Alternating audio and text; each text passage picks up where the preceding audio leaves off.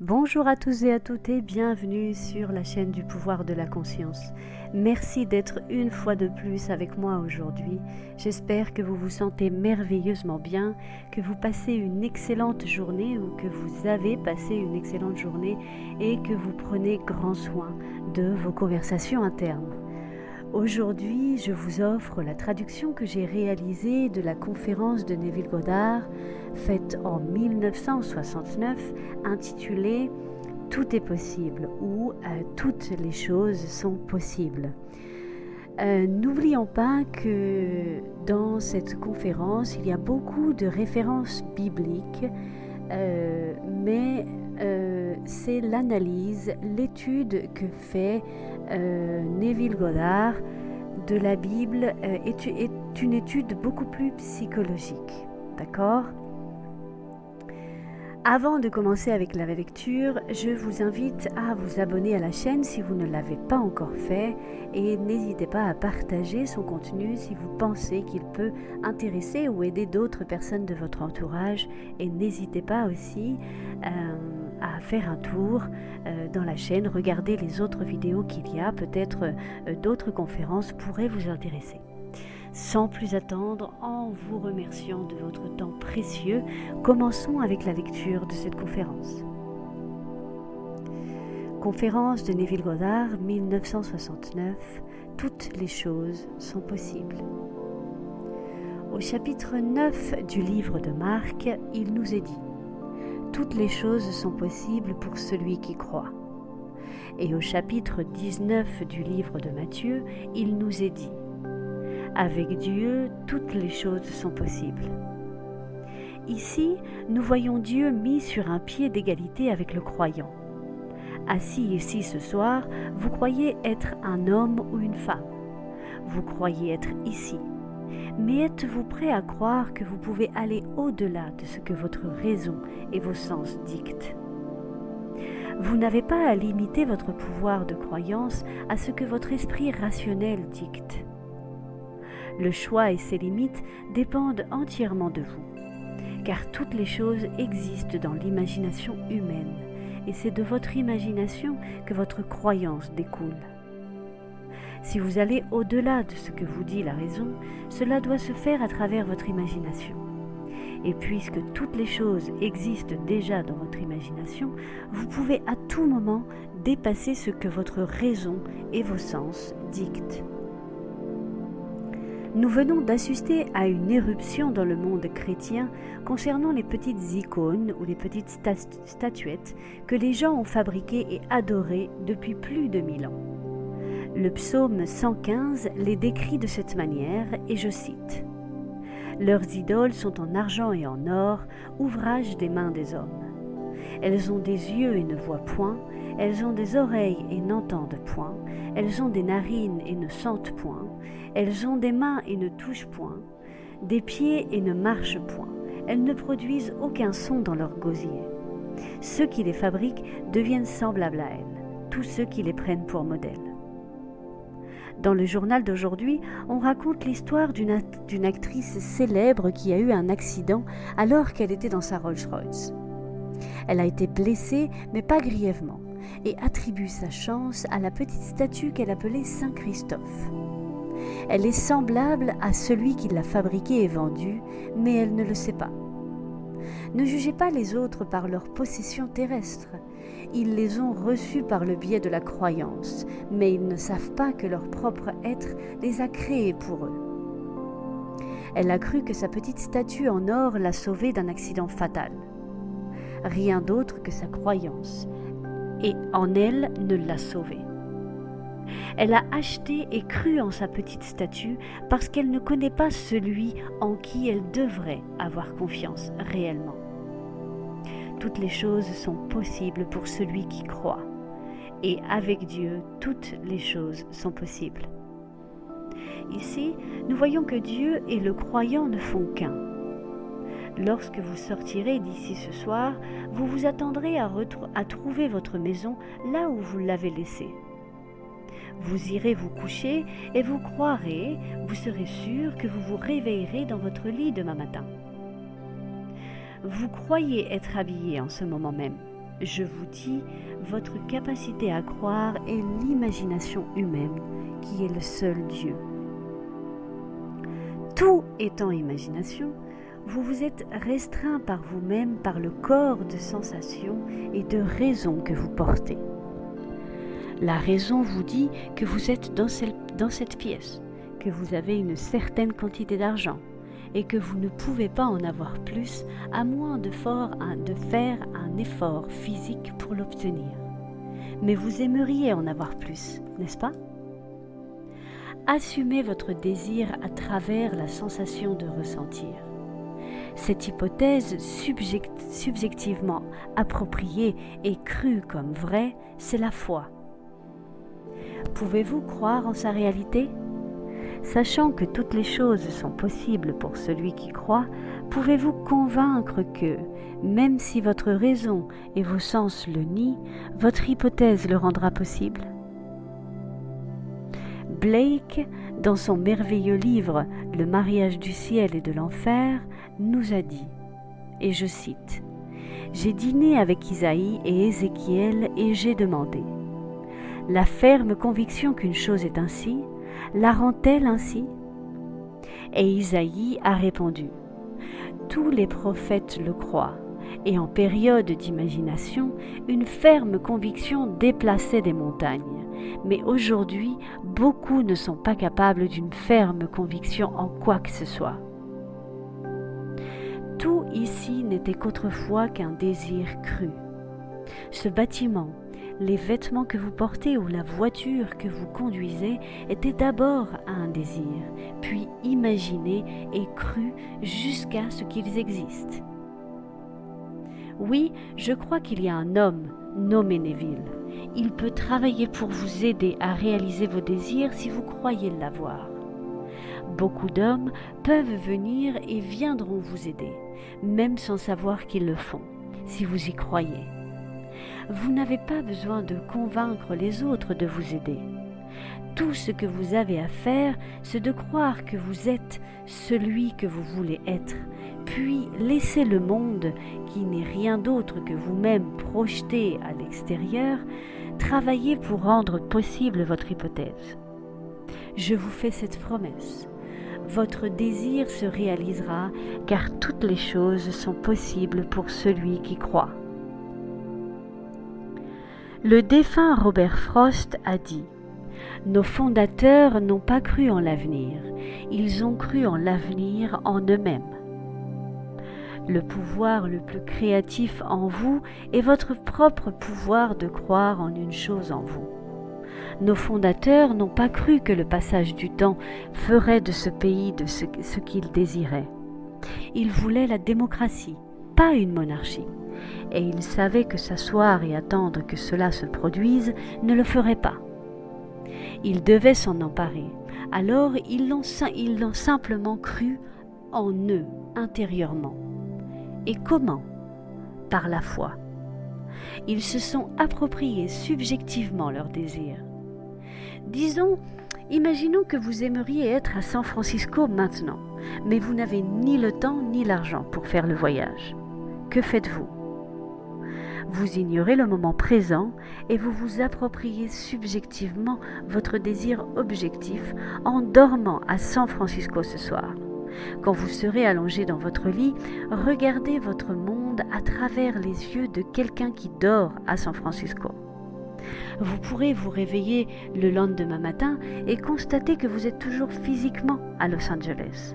Mais pendant que vous dormiez, des changements se sont produits qui vous pousseront à faire le voyage. Je vous le dis, vous irez toujours physiquement à l'état subjectif que vous avez adopté. N'oubliez pas, tout est possible pour celui qui croit, et avec Dieu, tout est possible. L'homme croit que Dieu a créé le monde et tout ce qui s'y trouve, mais il ne s'identifie pas à Dieu, le croyant. Mais la Bible assimile Dieu, le créateur de tout, à celui qui croit. Et la croyance ne doit pas être limitée. Elle peut aller au-delà de la preuve des sens et de la raison. Dans le monde, vous devez compter sur l'extérieur pour éclairer votre chemin. Vous pouvez allumer une bougie, une lampe ou utiliser encore l'électricité. Mais un jour, vous vous tournerez vers l'intérieur pour découvrir que vous êtes la lumière du monde. Alors vous saurez que vous êtes Dieu, la lumière de l'amour infini, du pouvoir infini et de la sagesse infinie. Vous vous développerez dans ces états en brisant les barrières de la raison et des sens. Je vous mets au défi de vous examiner. Vous maintenez-vous dans l'état que vous souhaitez expérimenter ? Mettez-vous à l'épreuve. En le faisant, vous mettez à l'épreuve le Christ, car il est la puissance et la sagesse de Dieu. Cela ne coûte rien de le mettre à l'épreuve, alors essayez-le. On nous dit que l'imagination nous parle à travers les rêves et se révèle dans les visions. Un soir, on m'a montré comment me mettre à l'épreuve.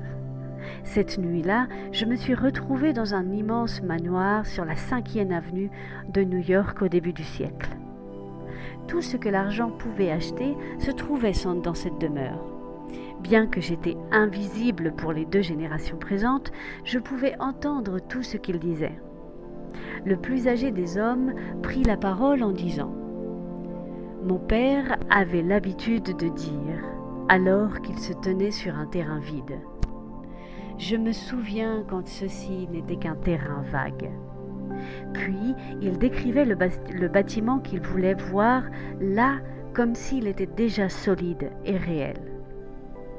Ensuite, la scène changeait et je voyais le bâtiment, désormais achevé, érigé là où il n'y avait rien qu'un terrain vague un instant plus tôt.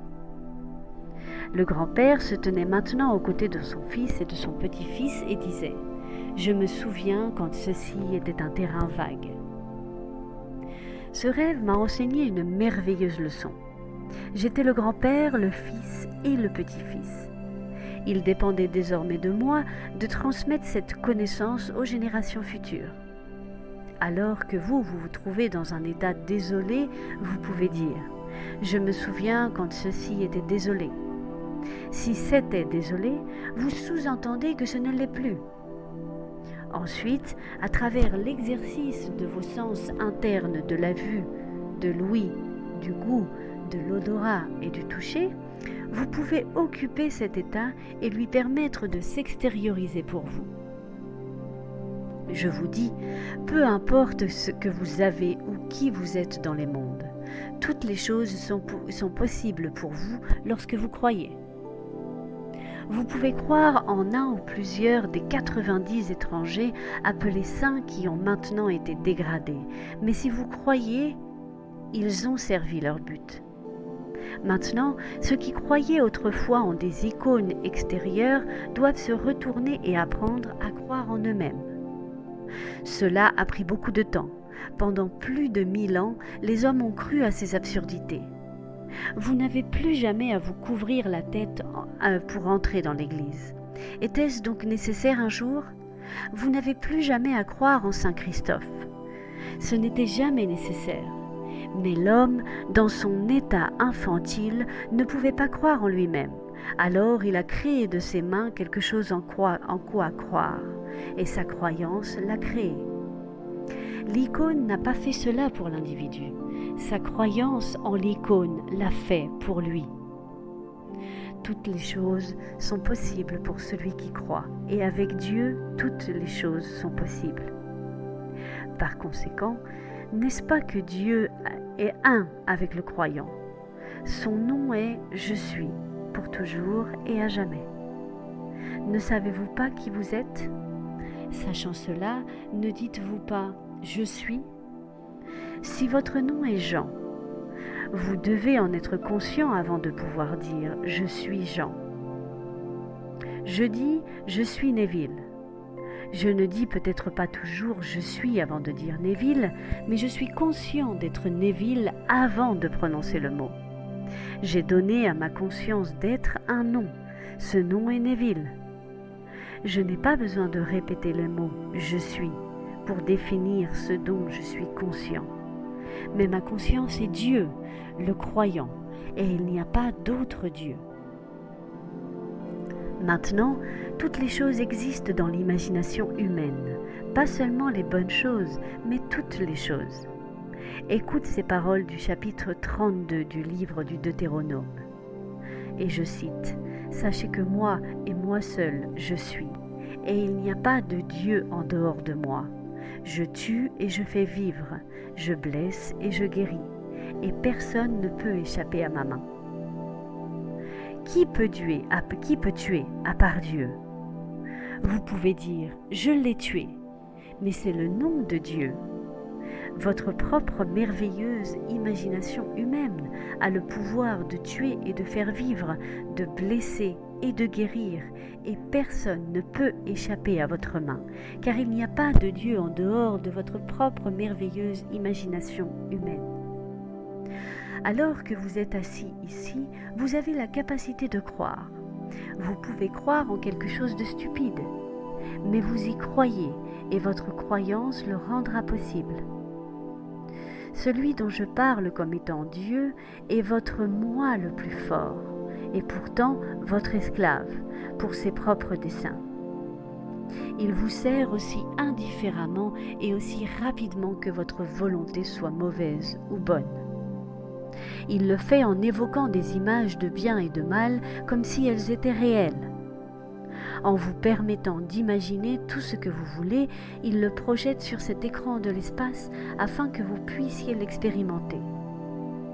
Vous pouvez vous y déplacer si naturellement et facilement que vous pouvez oublier le moment réfléchi où la graine a été plantée, et donc ne pas reconnaître votre propre récolte. Le véritable être que vous êtes est le Dieu des Écritures, qui est votre propre merveilleuse imagination humaine. Pouvez-vous quitter cette salle ce soir avec la profonde conviction que vous êtes ce que vous voulez être? Êtes-vous prêt à assumer ces joies et ces peines? Votre assomption est votre appropriation subjective d'un fait objectif. C'est cela la foi, et sans foi, il est impossible de lui plaire. Ce soir, lorsque je quitterai ce bâtiment, je rentrerai chez moi avec mon ami. Pendant notre trajet, nous passerons par certaines rues et nous verrons des objets familiers, car nous voyagerons avec la vue. Mais lorsque je marche par la foi, mes pas sont invisibles, car je marche dans l'assomption de mon désir accompli. Paul nous dit de marcher par la foi et non par la vue. Nous savons tous à quoi ressemble la marche par la vue. Mais maintenant, nous sommes appelés à briser ce charme et à marcher par la foi. Je vous dis qu'il est possible d'être tout ce que vous voulez être, car le croyant et le Dieu de l'univers ne font qu'un. Ne vous séparez pas de Dieu, car il est votre moi. Croyez en votre moi, car si vous ne le faites pas, vous ne réaliserez jamais votre désir. Ce n'est qu'en supposant que vous êtes déjà la personne que vous aimeriez être que vous y parviendrez.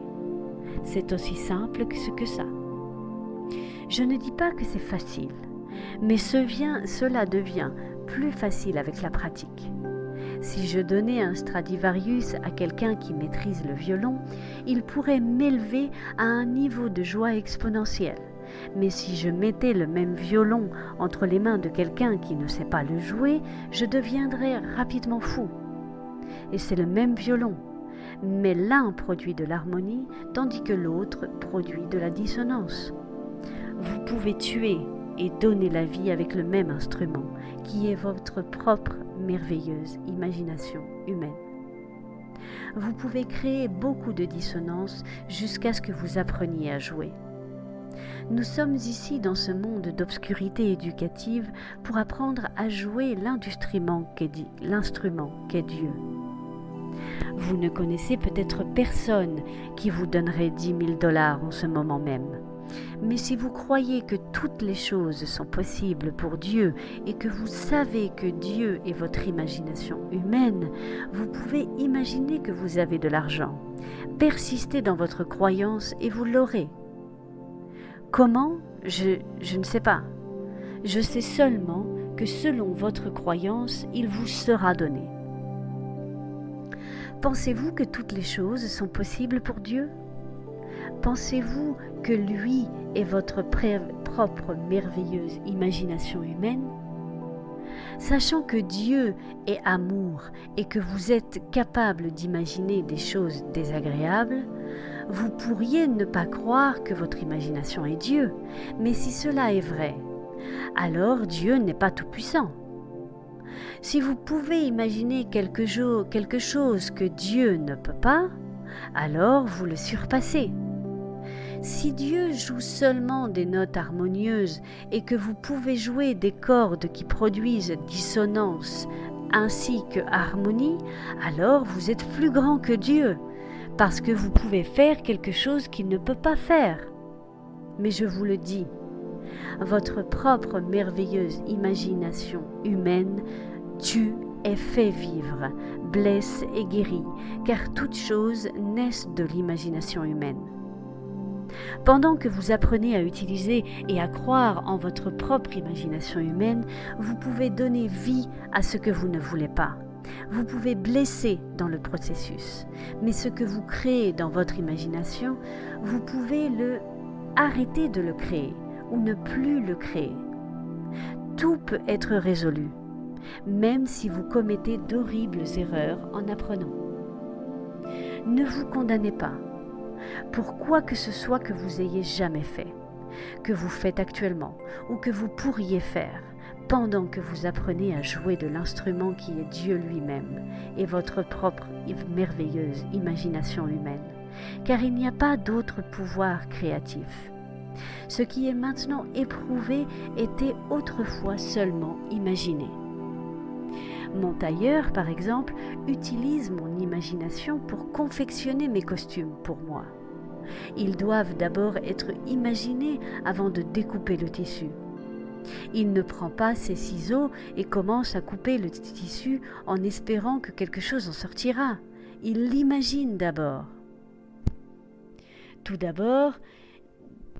doit d'abord être imaginé avant de pouvoir devenir une réalité. Et cette capacité à imaginer, c'est Dieu. Maintenant, vous n'observez pas l'imagination comme vous le faites avec les objets dans l'espace, parce que vous êtes la réalité appelée imagination. Vous pouvez observer cette pièce qui était autrefois seulement imaginée, mais vous ne pouvez pas observer le pouvoir créatif qui l'a conçue. Les choses créées se voient, mais vous, le Créateur, vous n'êtes pas vu, et vous ne saurez jamais que vous êtes lui, jusqu'à ce que le Fils unique de Dieu, David, se tienne devant vous et vous appelle Père. Tout le monde n'acceptera pas cette connaissance, car ils préféreront avoir leur petite icône. Je suis assez sûre de moi lorsque je dis que cette actrice italienne qui a eu l'accident ne serait pas intéressée par mes paroles, ni par les croire, et elle n'est pas la seule. Il y a des centaines de millions de personnes ce soir qui ne renonceraient pas à leur petite médaille. J'ai vu où le cardinal McIntyre avait apposé son sceau d'approbation au dos de la médaille de Saint-Christophe, lui donnant ainsi sa bénédiction. D'un côté, il y a un visage qui n'a jamais existé, et de l'autre, un prêtre de l'Église donne son approbation. Quelle absurdité! Cependant, les médailles fonctionnent parce que les gens croient qu'elles fonctionnent. Il est temps que l'homme cesse de croire en quelque chose à l'extérieur et commence à croire en son imagination humaine. Il est temps de rejeter tous les icônes extérieures. Et je cite, « Vous ne ferez pas d'image taillée de moi, ni n'aurez d'autre Dieu que moi. » Peut-être n'avez-vous pas d'éducation, ni d'argent, ni de bagage social, et il vous semble difficile de croire en vous-même. Mais parce que toutes choses sont possibles pour celui qui croit, et avec Dieu toutes choses sont possibles, vous pouvez sortir de vos sens et croire que tout est possible. Testez votre imagination. Et si elle se révèle dans la pratique, qu'importe ce que le monde pense. À travers l'expérience, j'ai prouvé l'imagination. Je l'ai découverte et maintenant je partage mes découvertes avec les autres. Il est appelé Philippe, l'amoureux des chevaux, le symbole des esprits. Sachant que Philippe aime apprendre comment fonctionne l'esprit, je lui dis: j'ai trouvé celui dont Moïse, la loi et les prophètes ont parlé, Jésus le Messie, je te le montrerai. Vous êtes ici parce que, comme Philippe, vous voulez en savoir plus sur l'esprit et ses fonctions. Je peux vous conduire à Jésus en vous disant qui il est, mais je ne peux pas vous le montrer, car il est invisible. Votre « je suis » est lui. Dites « je suis sûr de moi, je suis riche, je suis libre ». Cela ne peut ne pas être vrai selon vos sens, mais je vous demande simplement de dire les mots. Car dès que vous le faites, vous vous appropriez subjectivement la sécurité, la richesse et la liberté. La raison essaiera de les éloigner de vous, alors je vous demande de jouer un petit jeu avec moi. Sortez par la porte et marchez comme si vous étiez sûr de vous, riche et libre. Dormez cette nuit comme si c'était vrai. Si vous le faites, vous ne verrez pas le monde de la même manière que la nuit précédente. Ce matin, quelqu'un vous a donné un chèque de 20 000 $ et que vous l'avez déposé sur votre compte. Vous seriez 20 000 $ plus riche. Donc, vous ne pourriez pas dormir cette nuit comme vous l'avez fait avant. Vous vous sentiriez différent, vous avez 20 000 $ en plus. Mais maintenant, sans attendre que quelqu'un vous donne physiquement cet argent, allez vous coucher comme si c'était vrai. Mettez le Christ à l'épreuve extrême. Si toutes les choses sont possibles pour Dieu et si toutes choses sont possibles pour celui qui croit, pouvez-vous y croire ? Je ne vous dis pas que vous réussirez la première nuit, ni même la deuxième, ayant été conditionné à accepter ce que votre raison et vos sens dictent. Cela peut vous sembler difficile. En ce moment même, vous interprétez un rôle. Si vous ne l'aimez pas, vous pouvez le changer. Vous pourriez jouer le rôle d'un homme plus riche que celui que vous étiez il y a 24 heures. Ce n'est qu'un rôle que vous pouvez interpréter si vous le souhaitez. Tout ce que je vous dis provient de la Bible. Je fais mourir et je fais vivre. Je blesse et je guéris. Et il n'y a personne qui puisse se délivrer de ma main. Moi et moi seul, je suis lui, et il n'y a pas de Dieu en dehors de moi. Je suis le Seigneur, ton Dieu, le Saint d'Israël, ton Sauveur, et en dehors de moi, il n'y a pas de Sauveur. Ce sont les paroles de Dieu révélées par ses prophètes de l'Antiquité. Sa prophétie se réalise dans le Nouveau Testament de cette manière. Tout ce que tu désires, crois que tu l'as reçu et tu le recevras.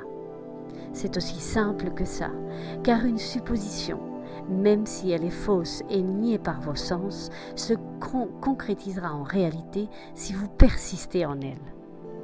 Je vous le dis, vous êtes Dieu, et il n'y en a jamais eu d'autre.